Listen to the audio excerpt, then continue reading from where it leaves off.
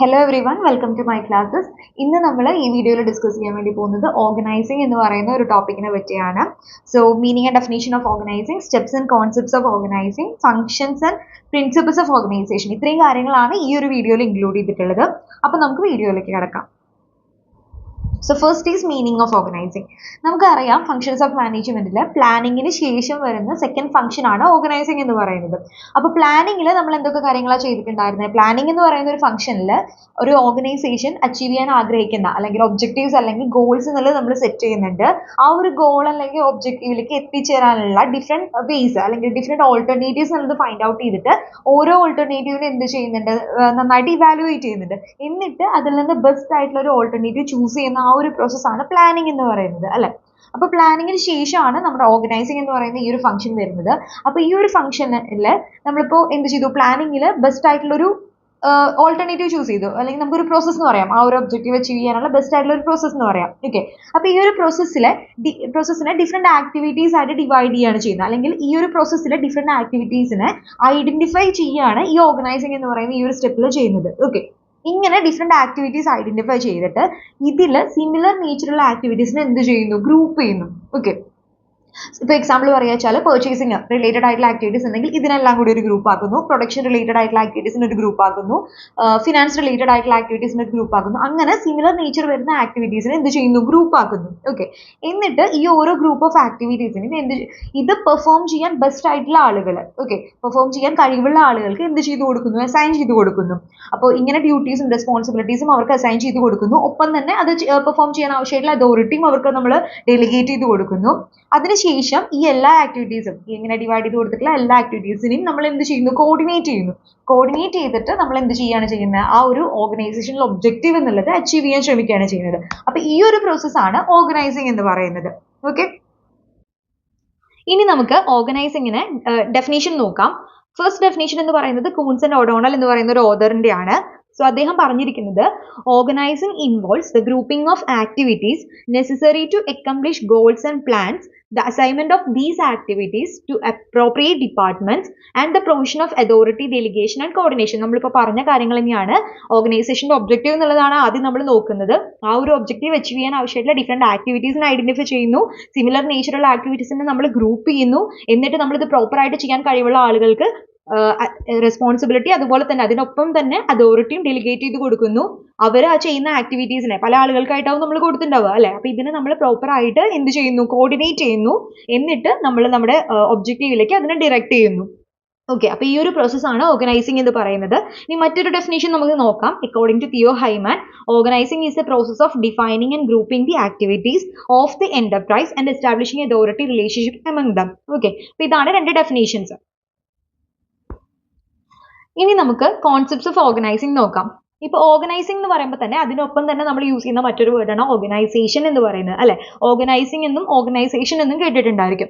അപ്പോൾ ഇത് രണ്ട് കോൺസെപ്റ്റ് അനുസരിച്ച് വരുന്ന വേർഡുകളാണ്. ഫസ്റ്റ് കോൺസെപ്റ്റ് എന്ന് പറയുന്നത് സ്റ്റാറ്റിക് ആയിട്ടുള്ള കോൺസെപ്റ്റും സെക്കൻഡ് കോൺസെപ്റ്റ് എന്ന് പറയുന്നത് ഡൈനാമിക് കോൺസെപ്റ്റും ആണ്. അപ്പോൾ സ്റ്റാറ്റിക് കോൺസെപ്റ്റ് അനുസരിച്ചിട്ടാണ് നമ്മൾ ഓർഗനൈസേഷൻ എന്ന് പറയുന്ന ഒരു വേർഡ് യൂസ് ചെയ്യുന്നത്. അപ്പോൾ എന്താ ഒരു ഓർഗനൈസേഷൻ എന്നുള്ളത് ഉദ്ദേശിക്കുന്നത്? Organisation is an association between persons who are bound together in an orderly manner so as to attain the common goals of an organization. Okay, അതായത് ഒന്നിൽ കൂടുതൽ ആളുകൾ എന്തിനാണ് ഒരുമിച്ച് വന്നിട്ടുള്ളത്? അവർ പെർട്ടിക്കുലർ ഒബ്ജക്റ്റീവ് അച്ചീവ് ചെയ്യുന്നതിന് വേണ്ടിയിട്ടാണ്, അല്ലെ? അപ്പോൾ ഇവരുടെ ആക്ടിവിറ്റീസ് എല്ലാം നമ്മൾ എന്ത് ചെയ്യാണ്? പ്രോപ്പർ ആയിട്ടുള്ള ഒരു മാനറിൽ കോർഡിനേറ്റ് ചെയ്ത് കൺട്രോൾ ചെയ്തിട്ട് ആ ഓർഗനൈസേഷന്റെ ഒബ്ജക്റ്റീവ് നമ്മൾ അച്ചീവ് ചെയ്യാണ്. അപ്പോൾ ആ ഒരു എന്താ പറയുക, ആ ഒരു സ്ട്രക്ചറിനെയാണ് അല്ലെങ്കിൽ ആ ഒരു ഫേമിനെയാണ് നമ്മൾ ഓർഗനൈസേഷൻ എന്ന് പറയുന്നത്. അപ്പോൾ സ്റ്റാറ്റിക് കോൺസെപ്റ്റ് അനുസരിച്ച് ഓർഗനൈസേഷൻ എന്ന് പറയുമ്പോൾ അതൊരു സ്ട്രക്ചറാണ്, ഒരു ഫേം അല്ലെങ്കിൽ ഒരു സിസ്റ്റം എന്നൊക്കെ നമുക്ക് പറയാൻ പറ്റും. System of specific relationship or N entity എന്നൊക്കെ നമുക്ക് പറയാൻ പറ്റും. ഓക്കെ, അപ്പോൾ സ്റ്റാറ്റിക് കോൺസെപ്റ്റ് അനുസരിച്ചിട്ടാണ് ഓർഗനൈസേഷൻ എന്നുള്ള ഒരു വേർഡ് നമ്മൾ യൂസ് ചെയ്യുന്നത്. ഇനി സെക്കൻഡ് വൺ ആണ് ഡൈനാമിക് കോൺസെപ്റ്റ് എന്ന് പറയുന്നത്. സോ ഈ ഒരു കോൺസെപ്റ്റ് അനുസരിച്ചിട്ട് നമ്മൾ ഓർഗനൈസിംഗ് എന്നുള്ളൊരു വേർഡാണ് യൂസ് ചെയ്യുന്നത്. സോ ഓർഗനൈസിംഗ് എന്നതുകൊണ്ട് മീൻ ചെയ്യുന്നത് ഇതൊരു ഓൺഗോയിങ് ആക്ടിവിറ്റിയാണ്. അതായത് it emphasises on managing and organising people, resources, systems and work. The organization is treated as an adaptive open system which evolve continuously.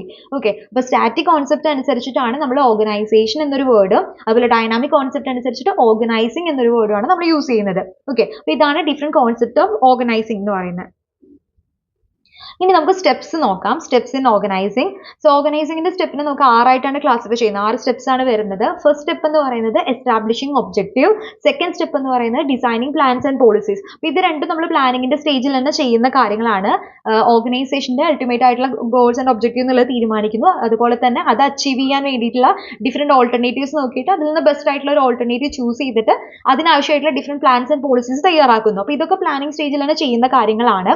അതിന്റെ കണ്ടിന്യൂഷൻ ആയിട്ട് പിന്നെ വരുന്ന അടുത്ത സ്റ്റെപ്പാണ് ഐഡന്റിഫൈങ് സ്പെസിഫിക് ആക്ടിവിറ്റി. അതായത് നമ്മളൊരു പെർട്ടിക്കുലർ ആയിട്ടുള്ള ഒരു പ്രോസസ്സ്, ബെസ്റ്റ് ആയിട്ടുള്ള ഒരു പ്രോസസ്സ് ചൂസ് ചെയ്തിട്ടുണ്ടായിരിക്കും അല്ലെ. അപ്പൊ അതിനെ നമ്മൾ എന്ത് ചെയ്യുന്നു, ഡിഫറെന്റ് ആക്ടിവിറ്റീസ് ആയിട്ട് ഐഡന്റിഫൈ ചെയ്യുന്നു. ഓക്കെ, എന്നിട്ട് സിമിലർ നേച്ചുറൽ ആക്ടിവിറ്റീസിന് നമ്മൾ എന്ത് ചെയ്യാണ് ചെയ്യുന്നത്, ഗ്രൂപ്പ് ചെയ്യാണ് ചെയ്യുന്നത്. ഓക്കെ, അപ്പോൾ based on according to the available resources. Okay, അങ്ങനെ ഗ്രൂപ്പ് ചെയ്യുമ്പോഴാണ് ഡിപ്പാർട്ട്മെന്റ്സ് ഫോം ചെയ്യുന്നത്. ഓക്കെ, അതിനുശേഷം എന്ത് ചെയ്യുന്നു, ഇങ്ങനെ ഗ്രൂപ്പ് ചെയ്ത ആക്ടിവിറ്റീസ്, ഓരോ ആക്ടിവിറ്റീസ് നമ്മൾ എന്ത് ചെയ്യുന്നു, ഓരോ ഗ്രൂപ്പ് ഓഫ് ആക്ടിവിറ്റീസ് നമ്മൾ എന്ത് ചെയ്യുന്നു, അത് ചെയ്യാൻ കഴിവുള്ള ആളുകൾക്ക് ഡെലിഗേറ്റ് ചെയ്ത് കൊടുക്കുന്നു. റെസ്പോൺസിബിലിറ്റി ഡെലിഗേറ്റ് ചെയ്ത് കൊടുക്കുന്നതിന്റെ ഒപ്പം തന്നെ അതോറിറ്റിയും നമ്മൾ എന്ത് ചെയ്യുന്നുണ്ട്, ഡെലിഗേറ്റ് ചെയ്ത് കൊടുക്കുന്നുണ്ട്. അതിനുശേഷം ഈ ഡെലിഗേറ്റ് ചെയ്ത ആക്ടിവിറ്റീസ് എല്ലാം നമ്മൾ എന്ത് ചെയ്യാണ്, പ്രോപ്പർ ആയിട്ട് കോർഡിനേറ്റ് ചെയ്യാണ്. ഇവരെ പ്രോപ്പർ ആയിട്ട് കമ്മ്യൂണിക്കേറ്റ് ചെയ്യുന്നു, കോർഡിനേറ്റ് ചെയ്യുന്നു, എന്നിട്ട് ആ ഒരു എൻറ്റയർ ഒബ്ജക്റ്റീവിലേക്ക് എത്തിച്ചേരുന്നു. ഓക്കെ, ഇതാണ് ഓർഗനൈസിങ്ങിന്റെ ഡിഫറെന്റ് സ്റ്റെപ്സ് എന്ന് പറയുന്നത്. ഇനി നമുക്ക് ഓർഗനൈസേഷൻ എന്ന് പറയുന്ന ടേമിൽ വരുന്ന ഡിഫറെന്റ് ഫംഗ്ഷൻസ്, സെയിം നമ്മൾ ഓർഗനൈസിങ്ങിന്റെ സ്റ്റെപ്സ് പറഞ്ഞില്ല, സെയിം കാര്യങ്ങൾ തന്നെയാണ്. പക്ഷെ ഓർഗനൈസേഷൻ എന്നുള്ളൊരു വേർഡ് യൂസ് ചെയ്യുന്ന സമയത്ത് അവിടെ ഫംഗ്ഷൻസ് എന്നാണ് പറയുക ഇതിനെ. ഓക്കെ, അപ്പോൾ ഫംഗ്ഷൻസ് ഓഫ് ഓർഗനൈസേഷൻ നോക്കാം. സെയിം കാര്യങ്ങൾ തന്നെയാണ് കേട്ടോ. ഫസ്റ്റ് വൺ എന്ന് പറയുന്നത് ഡിറ്റർമിനേഷൻ ഓഫ് ആക്ടിവിറ്റീസ്. നമ്മൾ എന്ത് ചെയ്യുന്നു, ഏതെല്ലാം ആക്ടിവിറ്റീസ് ആണ് ഓർഗനൈസേഷന്റെ ഒബ്ജക്റ്റീവ് അല്ലെങ്കിൽ ഗോൾ അച്ചീവ് ചെയ്യാൻ ആവശ്യമായിട്ടുള്ളത് എന്ന് നമ്മൾ ഐഡന്റിഫൈ ചെയ്യാണ്, ഡിറ്റർമിൻ ചെയ്യാണ് ചെയ്യുന്നത്. എന്നിട്ട് സിമിലർ നേച്ചുറൽ ആക്ടിവിറ്റീസിനെ നമ്മൾ എന്ത് ചെയ്യുന്നു, ഐഡന്റിറ്റിക്കൽ ആയിട്ടുള്ള ആക്ടിവിറ്റീസിനെ ഗ്രൂപ്പ് ചെയ്യുന്നു, അങ്ങനെ ഡിപ്പാർട്ട്മെന്റ്സ് ആയിട്ട് തിരിക്കുന്നു. എന്നിട്ട് allotment of duties to specific persons, specified ആയിട്ടുള്ള പേഴ്സൺസിന് ഓരോരുത്തർക്കും ചെയ്യാൻ കഴിവുള്ള ആളുകൾക്ക് ഓരോരോ ഗ്രൂപ്പ് ഓഫ് ആക്ടിവിറ്റീസ് നമ്മൾ അലോട്ട് ചെയ്ത് കൊടുക്കുന്നു. ഡെലിഗേഷൻ ഓഫ് അതോറിറ്റി, അവർക്ക് റെസ്പോൺസിബിലിറ്റി കൊടുത്ത് അത് ചെയ്യാൻ ആവശ്യമായിട്ടുള്ള അതോറിറ്റിയും ഓരോരുത്തർക്കും നമ്മൾ ഡെലിഗേറ്റ് ചെയ്ത് കൊടുക്കുന്നു. അതിനുശേഷം ഡിഫൈനിങ് റിലേഷൻഷിപ്പ്, അതായത് ആരാണ് സുപ്പീരിയർ, ആരാണ് സബോർഡിനേറ്റ് എന്നുള്ള പ്രോപ്പർ ആയിട്ടുള്ള ആ ഒരു റിലേഷൻഷിപ്പ് നമ്മൾ ഡിഫൈൻ ചെയ്ത് കൊടുക്കുന്നു. അതിനുശേഷം കോർഡിനേഷൻ ഓഫ് വാരിയസ് ആക്ടിവിറ്റീസ്, ഈ എല്ലാ ആക്ടിവിറ്റീസ് നമ്മൾ പ്രോപ്പർ ആയിട്ടുള്ള രീതിയിൽ കോർഡിനേറ്റ് ചെയ്തിട്ട് ഓർഗനൈസേഷന്റെ ഒബ്ജക്റ്റീവ് അച്ചീവ് ചെയ്യാൻ വേണ്ടി ശ്രമിക്കുന്നു. അപ്പോൾ ഇതാണ് ഫംഗ്ഷൻസ് ഓഫ് ഓർഗനൈസേഷൻ എന്ന് പറയുന്നത്. Next is principles of organisation.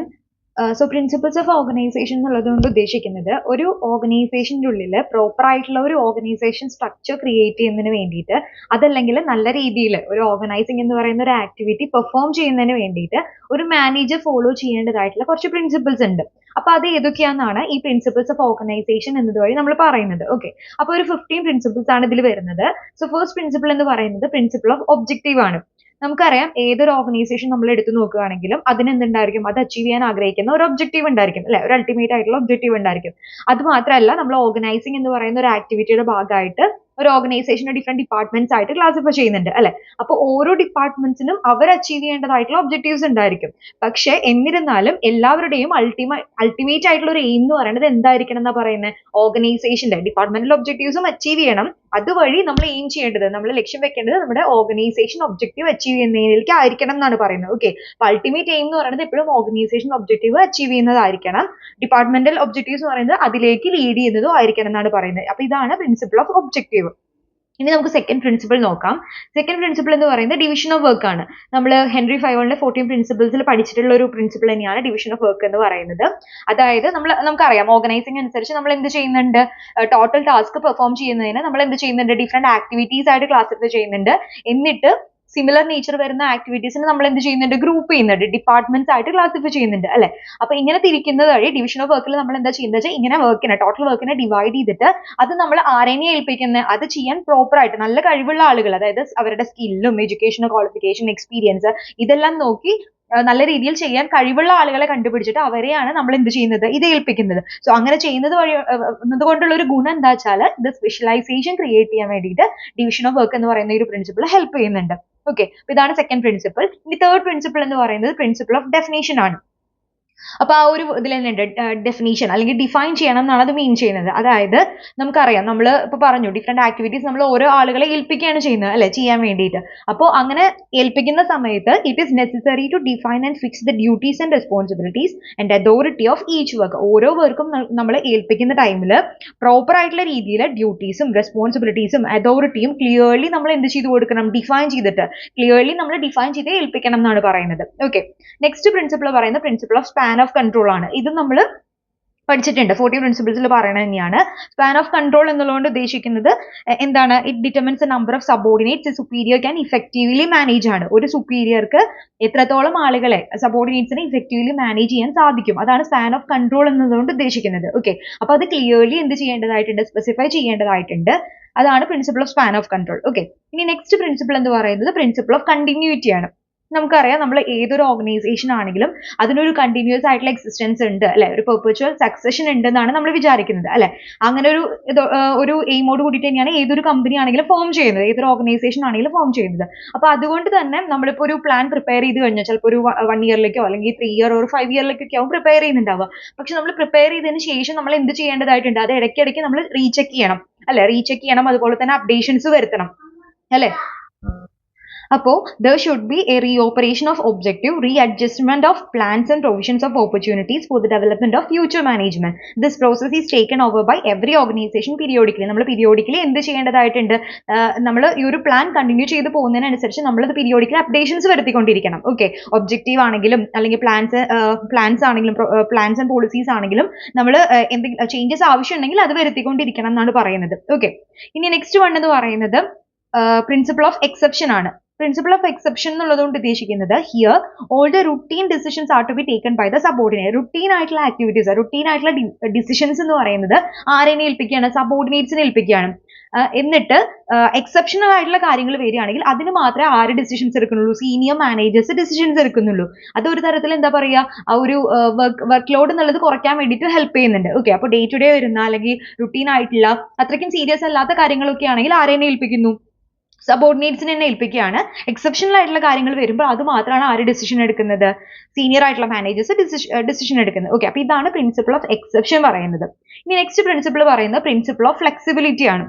Principle of flexibility എന്ന് പറയുന്നത് organisation setup should be flexible to adjust to the changing environment of business. നമുക്കറിയാം ബിസിനസ് എൻവയോൺമെന്റ് എന്ന് പറയുന്നത് ഒരുപാട് ചേഞ്ചസ് വരുന്നതാണ് അല്ലെ. അപ്പൊ അത് നമ്മൾ അഡാപ്റ്റ് ചെയ്യാൻ തയ്യാറാവണം. അപ്പൊ ആ ചേഞ്ചസിനനുസരിച്ചിട്ട് നമ്മൾ എന്ത് ചേഞ്ചസ്, നമ്മുടെ പോളിസീസിലും ചേഞ്ചസ് വരുത്തേണ്ടി വരും അല്ലെ. അപ്പൊ അത് വരുത്താൻ വേണ്ടി പറ്റുന്ന ഒന്നായിരിക്കണം. അത്രയ്ക്കും കുറച്ച് ഫ്ലെക്സിബിൾ ആയിട്ടുള്ള ഒരു ഇതാണ് നമ്മൾ ഫോളോ ചെയ്യേണ്ടത് എന്നാണ് പറയുന്നത്. ഓർഗനൈസേഷൻ സെറ്റപ്പ് ആണ് ഫോളോ ചെയ്യേണ്ടത് എന്നാണ് പറയുന്നത്, ഈ ഒരു പ്രിൻസിപ്പിൾ പറയുന്നത്. ഓക്കെ, നെക്സ്റ്റ് വൺ എന്ന് പറയുന്നത് principle of unity of direction ആണ്. നമ്മളിപ്പോൾ ഓൾറെഡി പറഞ്ഞൊരു കാര്യം തന്നെ, അതായത് യൂണിറ്റി ഓഫ് ഡിറക്ഷൻ ഉണ്ടാവണം. ഇപ്പൊ നമുക്ക് ഓർഗനൈസേഷൻ ഒരു അൾട്ടിമേറ്റ് ആയിട്ടുള്ള ഒരു ഒബ്ജക്റ്റീവ് ഉണ്ടായിരിക്കും, അതുപോലെ തന്നെ നമ്മൾ ഡിഫറെന്റ് ഡിപ്പാർട്ട്മെന്റ്സ് ആയിട്ട് ക്ലാസിഫൈ ചെയ്യുന്നുണ്ട് അല്ലെ. ഡിപ്പാർട്ട്മെന്റ്സിന് അവർ അച്ചീവ് ചെയ്യേണ്ടതായിട്ടുള്ള ഒബ്ജക്റ്റീവ്സ് ഉണ്ട്. പക്ഷെ ഇതെല്ലാം എവിടേക്ക് ലീഡ് ചെയ്യുന്നതിനായിരിക്കണം, ഈ ഓർഗനൈസേഷൻ ഒബ്ജക്റ്റീവ് അച്ചീവ് ചെയ്യുന്നതിലേക്ക് ലീഡ് ചെയ്യുന്നതായിരിക്കണം. ഓക്കെ, അപ്പോൾ ഇതുകൊണ്ട് ഉദ്ദേശിക്കുന്നത് all the department goals are tuned to achieve common goals എന്നാണ് പറയുന്നത്. So there should be a coordination of all the activities. Organisational goals ഉണ്ടായിരിക്കാം, അങ്ങനെയല്ല, ഡിപ്പാർട്ട്മെന്റൽ ഗോൾസ് ഉണ്ടായിരിക്കും. ഡിപ്പാർട്ട്മെന്റൽ ഗോൾസിന് നമ്മൾ ഇമ്പോർട്ടൻസ് കൊടുക്കണം. പക്ഷെ അതെന്ന് പറയുന്നത് ലീഡ് ചെയ്യുന്നത് എവിടേക്കായിരിക്കണം, ഓർഗനൈസേഷണൽ ഗോളിന്റെ അച്ചീവ്മെന്റിലേക്ക് ആയിരിക്കണം എന്നാണ് പറയുന്നത്. ഓക്കെ, ആ ഒരു രീതിയിൽ വേണം അത് സെറ്റ് ചെയ്യാൻ എന്നാണ് പറയുന്നത്. ഇനി നെക്സ്റ്റ് വൺ എന്ന് പറയുന്നത് പ്രിൻസിപ്പിൾ ഓഫ് ബാലൻസ് ആണ്. There are several units functioning separately under an organization setup. So it is essential that the sequence of work should be arranged scientifically. നമുക്കറിയാം ഒരു ഓർഗനൈസേഷന്റെ കീഴിൽ എന്തുണ്ടായിരിക്കും, ഇപ്പൊ നമ്മൾ പറഞ്ഞു ഡിഫറെന്റ് ഡിപ്പാർട്ട്മെന്റ്സ് ഉണ്ടായിരിക്കും അല്ലെ. അവർ ഒരുപാട് ഡിപ്പാർട്ട്മെന്റ്സ് ഒക്കെ ഫംഗ്ഷൻ ചെയ്യുന്നുണ്ടായിരിക്കും അല്ലെ. അപ്പോൾ അങ്ങനെയാണെങ്കിലും നമ്മൾ ഇതെല്ലാം എന്ത് ചെയ്യണം, നല്ല രീതിയിൽ കോർഡിനേറ്റ് ചെയ്ത് ഇവരുടെ എല്ലാവരുടെയും ആക്ടിവിറ്റീസ് നല്ല രീതിയിൽ കോർഡിനേറ്റ് ചെയ്തിട്ട് നല്ല രീതിയിൽ അറേഞ്ച് ചെയ്യാനും നമുക്ക് എന്ത് സാധിക്കണം, നല്ലൊരു ബാലൻസ് കീപ്പ് ചെയ്യാൻ വേണ്ടിയിട്ട് നമുക്ക് സാധിക്കണം. ഓക്കെ, നെക്സ്റ്റ് പ്രിൻസിപ്പിൾ പറയുന്നത് സ്കാള പ്രിൻസിപ്പിൾ ആണ്. നമ്മൾ സ്കാള ചെയിൻ എന്നുള്ളത് മുന്നേ പഠിച്ചിട്ടുണ്ട് അല്ലെ. സ്കാള ചെയിനിൽ എന്താ പറയുന്നത്, സ്കാള ചെയിൻ ഷോ ചെയ്യുന്നത് അതോറിറ്റി റെസ്പോൺസിബിലിറ്റി റിലേഷൻഷിപ്പ് ആണ്. സോ ഈ ഒരു പ്രിൻസിപ്പിൾ പറയുന്നത് it says that each and every person should know who is his superior and to whom he is answerable. ആരാണ് നമ്മുടെ സുപ്പീരിയർ, ആരാണ് നമ്മുടെ സബോർഡിനേറ്റ്സ്, അത് ക്ലിയർലി നമുക്ക് അറിഞ്ഞിരിക്കണം. ഓക്കെ, അപ്പോൾ ആർക്കാണ് നമ്മൾ റിപ്പോർട്ട് ചെയ്യേണ്ടതായിട്ടുള്ളത് അത് എല്ലാവർക്കും അറിഞ്ഞിരിക്കണം എന്നാണ് പറയുന്നത്. ഓക്കെ, അത് ക്ലിയർലി മെൻഷൻ ചെയ്ത് കൊടുക്കണം.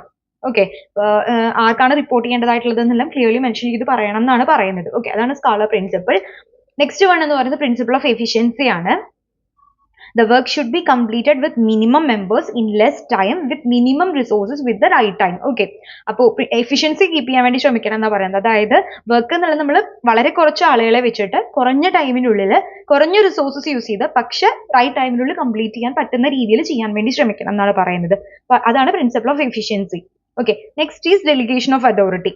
Authority should be delegated to the subordinates for the successful completion of job ആണ്. ഓക്കെ, അതായത് നമ്മൾ എന്ത് ചെയ്യണം, നമ്മൾ പറഞ്ഞു റെസ്പോൺസിബിലിറ്റി ഡെലിഗേറ്റ് ചെയ്യുന്നതിനൊപ്പം തന്നെ അതോറിറ്റി നമ്മൾ എന്ത് ചെയ്ത് കൊടുക്കേണ്ടതായിട്ടുണ്ട്, ഡെലിഗേറ്റ് ചെയ്ത് സബോർഡിനേറ്റ്സിന് കൊടുക്കേണ്ടതായിട്ടുണ്ട്. Okay, next is principle of responsibility.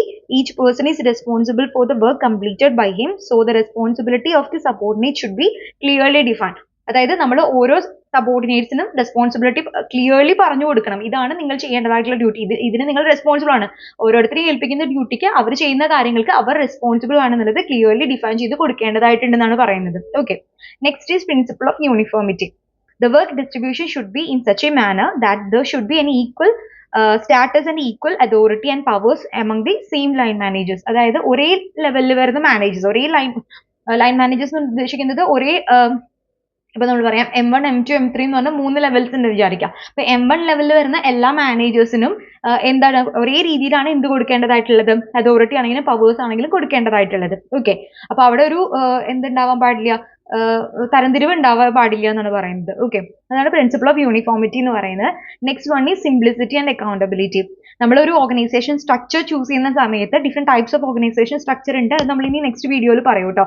അപ്പോൾ അത് ചൂസ് ചെയ്യുമ്പോൾ എപ്പോഴും സിമ്പിൾ ആയിട്ടുള്ള ഒരു ഓർഗനൈസേഷൻ സ്ട്രക്ചർ ചൂസ് ചെയ്യാൻ വേണ്ടി ശ്രമിക്കുക. അതുപോലെ തന്നെ the higher authorities are accountable for the acts of their subordinates. നമ്മൾ പറഞ്ഞു ഒരു സുപ്പീരിയർ സബോർഡിനേറ്റ് റിലേഷൻഷിപ്പ് എല്ലാം ഓർഗനൈസിംഗിന്റെ ഭാഗമായിട്ട് വരുന്നുണ്ട് അല്ലെ. അപ്പോൾ സബോർഡിനേറ്റ് ചെയ്യുന്ന കാര്യങ്ങൾക്ക് ആരാണ് അക്കൗണ്ടബിൾ ആയിട്ടുള്ളത്, സുപ്പീരിയേഴ്സ് ആണ് അക്കൗണ്ടബിൾ ആയിട്ടുള്ളത്. അപ്പൊ അങ്ങനത്തെ ഒരു കാര്യം കൂടി നമ്മൾ ഓർക്കേണ്ടതായിട്ടുണ്ടെന്നാണ് പറയുന്നത്. Okay, managers. ഓക്കെ, അപ്പൊ ഇത്രയാണ് പ്രിൻസിപ്പിൾസ് ഓഫ് ഓർഗനൈസേഷൻ എന്ന് പറയുന്നത്. സോ നമ്മൾ ഈ ഒരു വീഡിയോയിൽ ഓർഗനൈസിങ് എന്ന് പറയുന്ന ഒരു ടോപ്പിക്കാണ് ഡീൽ ചെയ്തിട്ടുണ്ടായിരുന്നത്. അപ്പോൾ എന്താണ് ഓർഗനൈസിങ്, അതുപോലെ തന്നെ മീനിങ് ആൻഡ് ഡെഫിനേഷൻ പറഞ്ഞിരുന്നു. ഓർഗനൈസിങ് ആൻഡ് ഓർഗനൈസേഷൻ ആ രണ്ട് ടേംസ് തമ്മിലുള്ള ഡിഫറൻസ് പറഞ്ഞിട്ടുണ്ടായിരുന്നു. അതുപോലെ ഓർഗനൈസിങ്ങിന്റെ ഫംഗ്ഷൻസും അതുപോലെ പ്രിൻസിപ്പിൾസ് ഓഫ് ഓർഗനൈസേഷൻ, ഇത്രയും കാര്യങ്ങളാണ് ഈ ഒരു വീഡിയോയിൽ ഡിസ്കസ് ചെയ്തത്. നിങ്ങൾക്ക് ഇത് ക്ലിയർ ആയി എന്ന് വിചാരിക്കുന്നു. ഇഷ്ടപ്പെട്ടുവെങ്കിൽ തീർച്ചയായിട്ടും ലൈക്ക് ചെയ്യാനും ഷെയർ ചെയ്യാനും ചാനൽ സബ്സ്ക്രൈബ് ചെയ്യാനും മറക്കരുത്. അപ്പോൾ നമുക്ക് നെക്സ്റ്റ് വീഡിയോയിൽ കാണാം. Thank you learners.